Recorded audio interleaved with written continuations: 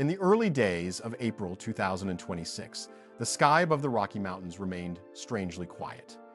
But behind this stillness, a massive shift was underway. Hoover Dam, the physical anchor of life in the American Southwest, had just gone dark. For the first time in 90 years, the low, bone-rattling hum of the giant turbines inside the nation's most critical dam stopped completely.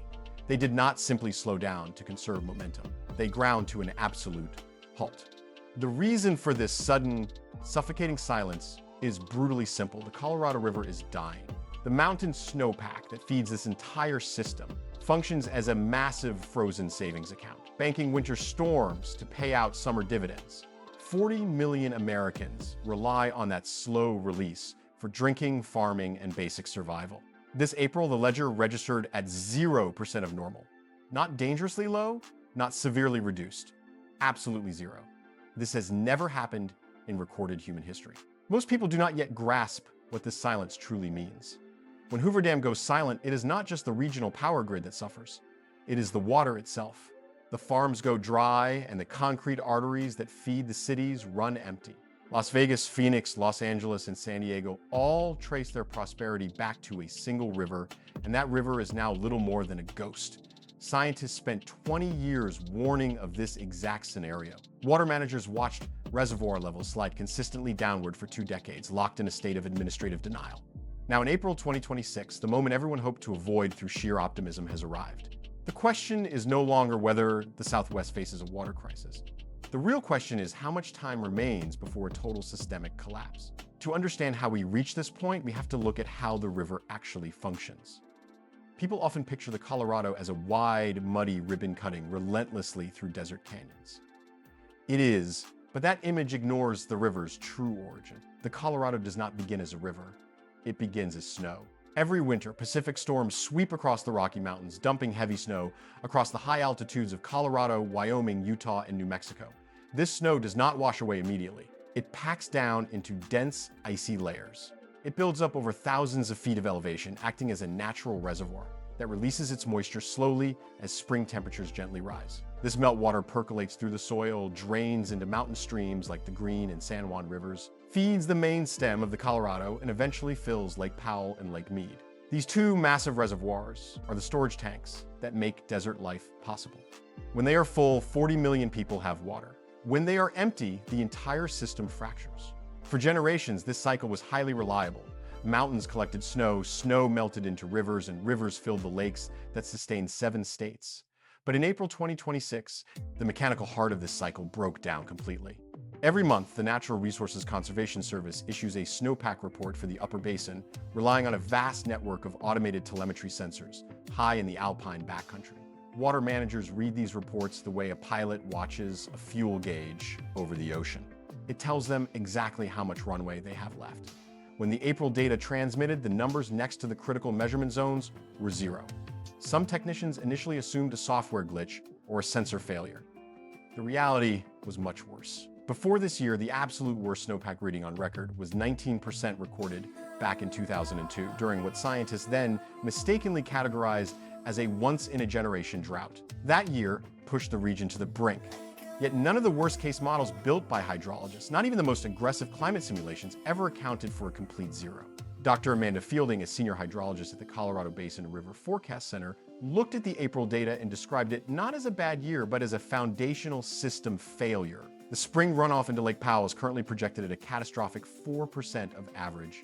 The mountains are bone dry. The river has become a trickle, and a trickle cannot sustain 40 million people.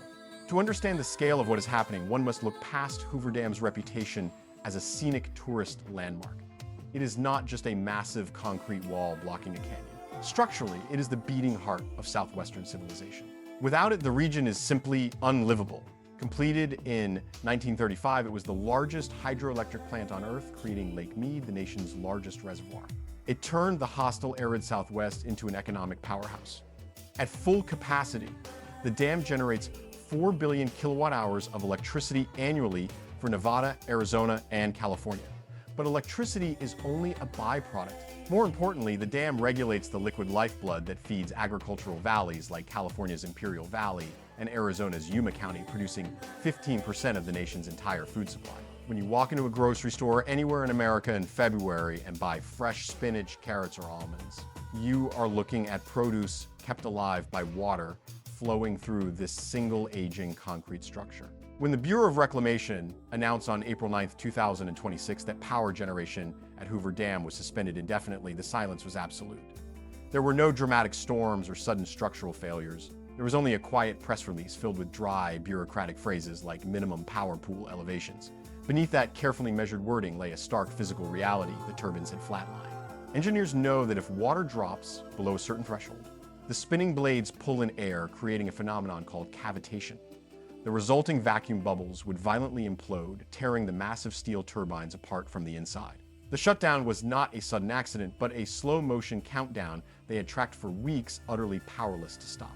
On April 1st, Lake Mead's surface sat at 953 feet above sea level. The absolute minimum level required to safely spin the turbines is 950 feet. A mere 3-foot margin of water was all that stood between a functioning grid and a dead dam. By April 4th, emergency briefings with water managers from the 3 lower basin states confirmed the worst. The drawdown rate would erase those 3 feet by the end of the month. The meeting room was completely silent. No one argued, no one disputed the data. On April 7th, the United States Geological Survey confirmed that without an immediate biblically scaled deluge, Lake Mead would hit deadpool elevation by late summer. Deadpool is a terrifying concept. It means the water level drops below the lowest intake pipes entirely. The lake becomes a stagnant pond, and the river simply stops flowing downstream. The Grand Canyon would run dry. On April 9th, at 10:47 a.m., the turbines spun down to zero. Anyone who has seen Lake Mead recently knows the famous bathtub ring. It is a pale white band of calcium carbonate stretching along the dark canyon walls, marking exactly where the water used to sit. It is not a natural geological feature, it is a giant physical scar. In some places, this white band is over 100 feet tall, equivalent to a 10-story building of missing water visible from orbit. It is a monument to 2 decades of taking more water out of the system than nature puts back. This math problem began over a century ago. The Colorado River Compact of 1922 divided the river's water among 7 states, based on flow measurements taken during one of the wettest decades in the river's history. The scientists and politicians who signed the agreement were not necessarily careless, they were simply unlucky.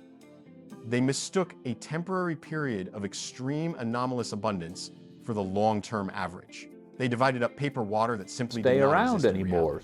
The entire modern infrastructure of the American West was built on this single, wildly optimistic miscalculation. Now the math has run out. Nevada, which gets 90% of its municipal water from Lake Mead, implemented Stage 4 water restrictions here in the West on April 10th. Outdoor watering is banned under threat of severe fines. Hotel pools in the Las Vegas Strip are being drained, and the famous Bellagio fountains have gone dark.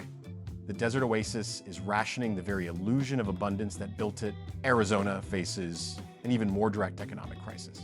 Its massive agricultural sector, which supplies winter vegetables to the entire country, has had its water allocations Snowpack cut doesn't to emergency really minimum. develop Farmers are as receiving notices that tell them to find other options, knowing full well there are none.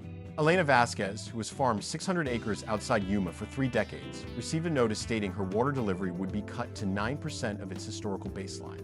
You cannot grow lettuce on 9% water. You can barely keep the dusty topsoil from blowing away in the wind. The state's water authority estimates agricultural losses could exceed $7 billion this season alone. Even California, which holds the oldest, most senior water rights on the river, is incredibly vulnerable. Legal seniority is completely meaningless when the physical reservoir is empty. The Metropolitan Water District of Southern California has begun frantically drawing from its emergency reserves, which were designed to smooth out a bad year or two, never a multi-year structural collapse. It's the mountain Meanwhile, upper snowpack basin that states is like our Utah and primary Colorado source of are legally obligated to let a set amount of water flow south under the 1922 treaty. In a year with 0 snowpack, meeting this legal promise means draining their own local reservoirs dry. Colorado's state water engineer petitioned the federal government for emergency relief on April 8th. The petition remains unanswered. Climate scientists are deeply shaken because this is not a temporary dry spell. The 0% snowpack of 2026 is a blaring siren that the Colorado River Basin has shifted into a completely different climate regime. Doctor, Jonathan Weiss, a paleoclimatologist at the University of Arizona, has reconstructed 1200 years of the river's flow history using tree ring data. His research reveals a structural aridification signal. This is not a drought, which implies an eventual return to normal. Aridification is a relentless, long-term drying trend, a permanent baseline shift that natural variability cannot explain. The mechanism behind this shift is straightforward but devastating. The Southwest relies on atmospheric patterns that draw Pacific moisture inland to freeze over the Rockies. Rising ocean temperatures and a destabilized jet stream are pushing these vital winter storm tracks far northward into Canada. The mountains wait for snow that never arrives. Furthermore, a lethal feedback loop has taken hold. Without bright white snow reflecting sunlight, the darker, exposed mountain rock absorbs much more heat. The soil bakes. When rain does fall in the winter, instead of snow, the parched earth absorbs it like a sponge before a single drop can run off into the streams. The natural battery of the Rocky Mountains is dead. Satellite data from this past winter showed the lowest moisture delivery to the upper basin since monitoring began in the 1980s. Climate models predicted these exact conditions would arrive between 2040 and 2060. They were wrong. The future arrived decades ahead of schedule, and no one was prepared.